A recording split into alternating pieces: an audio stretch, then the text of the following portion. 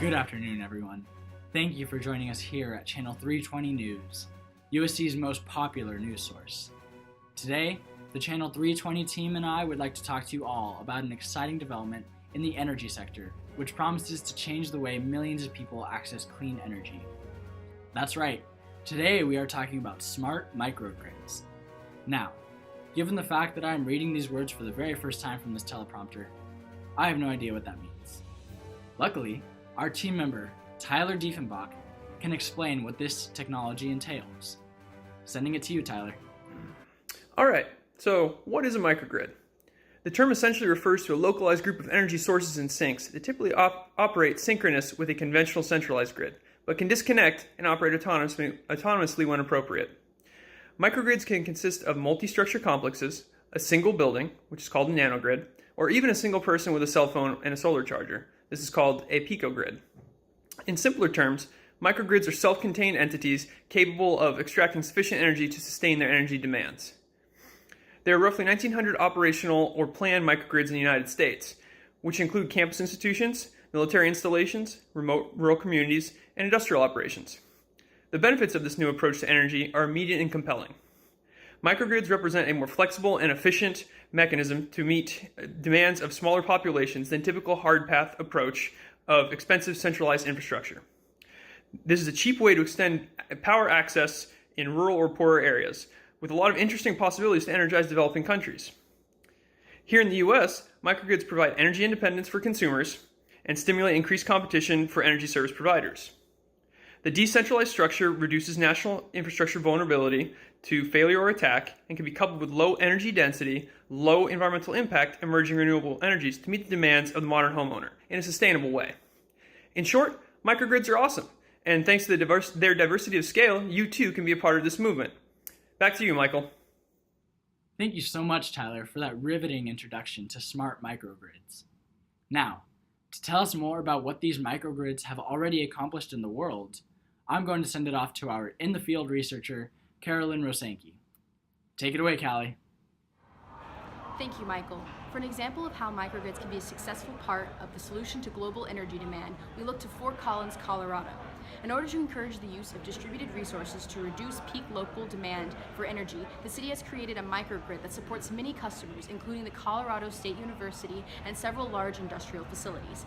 The microgrid started in 2009 and is managed and led by the City of Fort Collins Utilities. As of now, it reduces peak load on 2 distribution feeders by 20 to 30%.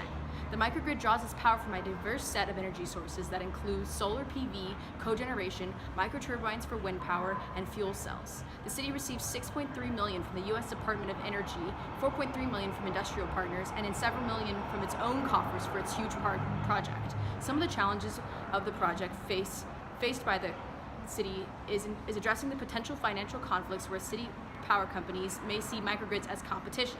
There's a current need for technology that also lowers the cost and increases the ease at which the grids can be integrated. Thank you. Thank you for those incredible insights, Callie. While everyone else has been talking, I've finally been able to do some research of my own on smart microgrids, and I would like to share some of the concerns that people have in regards to the proliferation of these microgrids. Since these grids require so much information and technology, some utility companies have become resistant to the idea. Since these grids would decrease consumption from utility companies, and even add energy back to the grid in some cases, it's no wonder that these companies are afraid of impacting their bottom line if these were to become more commonplace. Another concern is cybersecurity. Since so much personal information is needed to make a microgrid work well, people can be rightly concerned about their personal security. Worldwide movements to crack down on cybersecurity concerns may present problems to communities who want to move forward with microgrid installation. Ultimately, while the technologies themselves are not new, using them in this way is a completely different way of working with energy. Therefore, the first generation of these grids will face multiple unforeseen problems. So communities must be willing to work through these difficulties. Now that we have covered some of the drawbacks, I would like to pass it to another one of our researchers, Camille Verendia, to talk about the future of smart microgrids. If successful, smart microgrids can have positive implications for society and can lead to economic and environmental benefits for the future. Smart microgrids are flexible in terms of the energy they can use, and this means smart microgrids are capable of using different types of renewable energy. The ability to be more reliant on renewable energy reduces the emissions of greenhouse gases and harmful pollutants. Smart microgrids will also lead to a future with less power outages, which are very costly and cost the US up to billions of dollars a year to repay what was lost. Also, since microgrid power generation is usually local, energy transfer is more efficient and requires less external fees to transfer the power. Smart microgrids also promote economic growth by providing new jobs and businesses opportunities for people. Smart microgrids also encourage local spending and inspire future innovation of new energy technologies that are more sustainable. Thank you. Thank you, Camille, and thank you to our viewers. I hope that you have enjoyed learning about this exciting technology. Tomorrow, we're going to be talking about the newest USC scandal.